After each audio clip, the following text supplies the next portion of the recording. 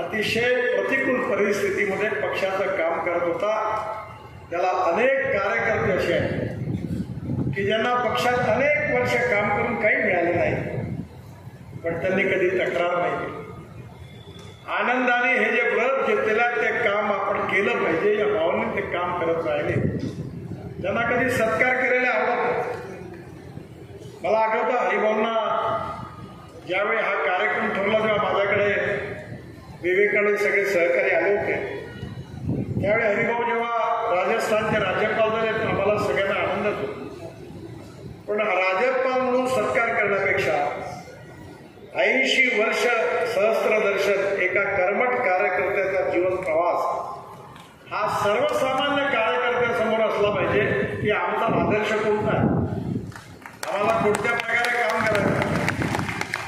आणि म्हणून आज या कर्मठ आदर्श कार्यकर्त्याचं जे वर्तन आहे, चाल चलन व्यवहार आणि चरित्र या बाबतीमध्ये आज आमच्या पिढीकरता असं व्यक्तित्व म्हणजे हरिभाऊंचं नानांचं व्यक्तिमत्व. आणि हे व्यक्तिमत्व लोकांसमोर यावं, कार्यकर्त्यांना समजावं आणि त्यांच्यासारखा विचार करणारा कार्यकर्ता निर्माण झाला पाहिजे, हे सगळ्यात महत्त्वाचं.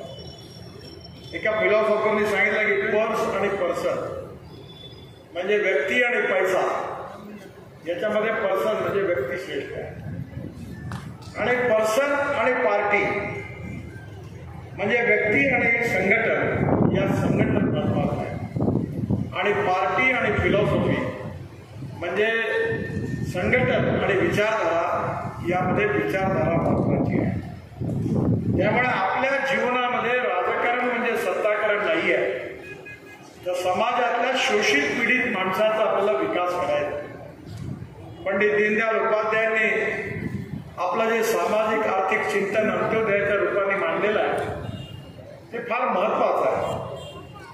त्यांनी सांगितलं की या समाजातला तळागाळातला जो शेवटचा माणूस आहे, जो शोषित आहे, पीडित आहे, दलित आहे, जो सामाजिक आर्थिक शैक्षणिक दृष्टीने मागासलेला आहे, या माणसाजवळ रोटी कपडा आणि मकान नाही आहे, त्या माणसाला ज्या दिवशी रोटी कपडा आणि मकान मिळेल, त्याचं आयुष्य सुखी होईल, त्याच दिवशी आपलं कार्य पूर्ण झालं असं आपण समजून हे सामाजिक आर्थिक चिंतन पंडित दीनदयाल उपाध्यायांचं आमचं उद्दिष्ट आहे.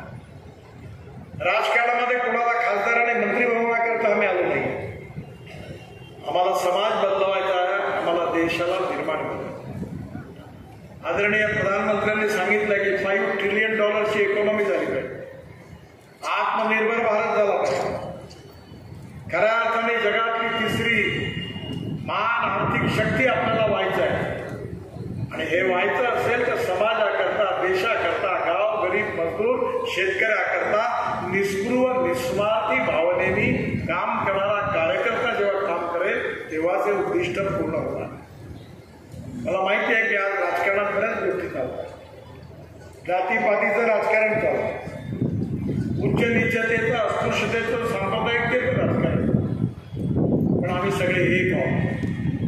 या समाजामधली छुआछूत, अस्पृश्यता, जातीयता, सामाजिक विषमता, आर्थिक विषमता आम्हाला समाप्त करायची आहे. आणि या समाजामध्ये महात्मा गांधींनी सांगितलं खऱ्या अर्थाने रामराज्य. आणि आम्ही छत्रपती शिवाजी महाराजांचे उपासक आहोत. हे आम्हाला सर्वोपरी आहे, त्यांची शिवशाही आम्हाला आणायची आहे, हे आमचं उद्दिष्ट. छत्रपती शिवाजी महाराजांनी कधी जातीपातीचं राजकारण नाही केलं. सर्व प्रकारचे त्यांच्याबरोबर त्यांच्या सैन्यात सगळ्या प्रकारचे लोक. आणि माझाही अनुभव आहे की आपल्या तत्वांना विचारायला कधी सोडायचं नाही. मी लोकसभेत उभा होतो आणि मला 50,000 लोकांसमोर मी सांगितलं मी जातपात पाळत नाही, पाळणार नाही. जो करेगा जात की बात उसको कसके मारूंगा लात, पब्लिकली सांगितलं. मला काही फरक नाही पडत. सगळ्या जात पंथ धर्मभाषणांनी मला मतदान केलं. या समाजामध्ये आम्ही एक आहोत. अलग भाषा, अलग वेश, फिर भी हमारा एक देश. आमचा राष्ट्रवाद आमचा आत्मा आहे. हे राष्ट्र आम्हाला सर्वोपरी आहे. या समाजातला दरिद्री नारायण आमचा करता परमेश्वर आहे. या समाजाला मला पुढे राहायचं आहे. उच्च नीचतेचा भाव, जातीय वाद, सांप्रदायिकता, अस्पृश्यता समूळ नष्ट करायची आहे. आणि त्याकरता या समाजामध्ये, राजकारणामध्ये मी समाजकारण म्हणून, राष्ट्रकारण म्हणून, विकासकारण म्हणून मी काम करत आहे. एका सुंदर संस्कृत सुभाषित आहे. या संस्कृत सुभाषितामध्ये त्याचा अर्थ असा आहे की सूर्य ज्यावेळी सूर्याचा अस्ताला जाईल, चंद्राचा प्रकाश नाहीसा होईल, तारे सगळे समाप्त होतील, त्यावेळी सगळीकडे अंधार पसरेल. पण त्यावेळी एक छोटी पंटी दिवनाल ती असं म्हणते की अंधार किती असू दे, पण मी छोटीशी पंटी आपले वाद प्रज्वलित करून समाजाला उजेड देण्याचं काम अखंडपणे आणि निरपेक्षपणे मी करत राहील, परिणामाची चिंता न करता. तसं हरिभाऊंनी त्या पंक्तीसारखं आपलं आयुष्य एका दिशेने, एका विचाराने, निष्ठेने, कर्तव्यनिष्ठेने, चिकाटीने, समर्पित भावनेने समाजाच्या सेवेकरता समर्पित केलं. आणि ते करत असताना खऱ्या अर्थानं जे राजकारण आहे ते त्यांनी केलं. आजकाल ज्याला पॉवर पॉलिटिक्स म्हणतात, सत्ताकारण म्हणतात, ते नाही आहे. दत्तोपंत ठेंगडीजी नेहमी एक गोष्ट सांगायचं. ते म्हणायचे की every politician thinks about his next election and every socio economic reformer thinks from century to century. ज्यांना सामाजिक आर्थिक परिवर्तन करायचं आहे, ज्यांना राष्ट्रीय पुनर्निर्माण करायचं आहे, त्यांना समाजामध्ये सोशो इकॉनॉमिक ट्रान्सफॉर्मेशन करायचं आहे, हे काम अनेक वर्ष चालणार आहे. आणि त्याकरता अनेक कार्यकर्ते, अगणित कार्यकर्त्यांचे परिश्रम, मेहनत त्याकरता लागणार आहे.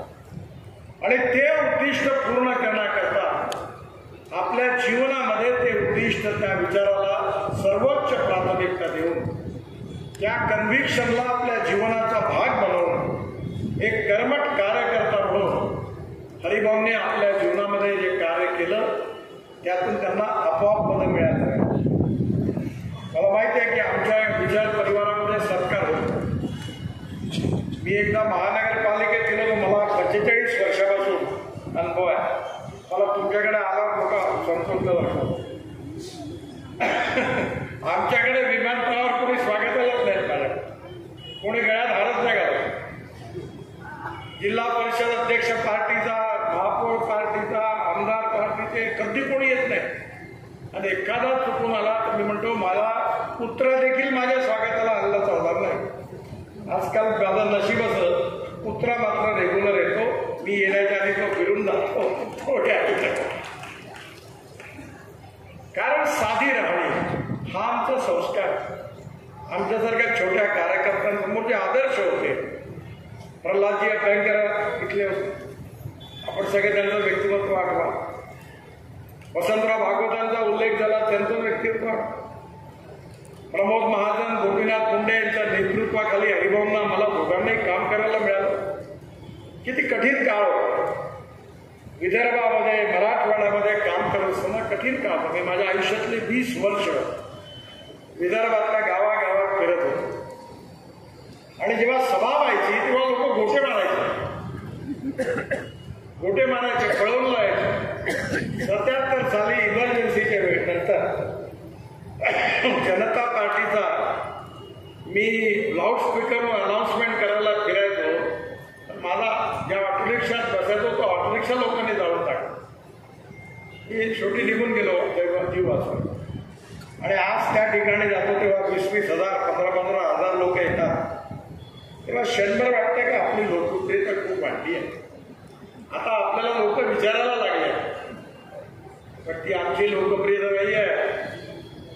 या विचाराकरता हरिभाऊ सारख्या हजारो, लाखो, करोडो कार्यकर्त्यांनी आपलं जीवन पणावर लावलं, डावावर लावलं, उपहास, अपमान सहन केला, पण आपल्या विचारधारेशी कटिबद्धता ठेवली आणि एक तत्वनिष्ठ कार्यकर्ते म्हणून जीवन जगले. त्या असंख्य कार्यकर्त्याच्या परिश्रमातून, श्रमातून, बलिदानातून आज आम्हाला